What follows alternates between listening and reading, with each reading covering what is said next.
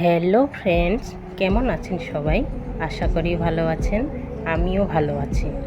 TRS Rakib হোসেনের নতুন দোকান উদ্বোধনের সময় ঢাকায় জমকালো আয়োজন করা হয়েছিল। আধুনিক সাজসজ্জা আর গ্রাহক সেবার প্রতিশ্রুতি নিয়ে এই উদ্যোগ ইতিমধ্যেই সবার দৃষ্টি কেড়েছে।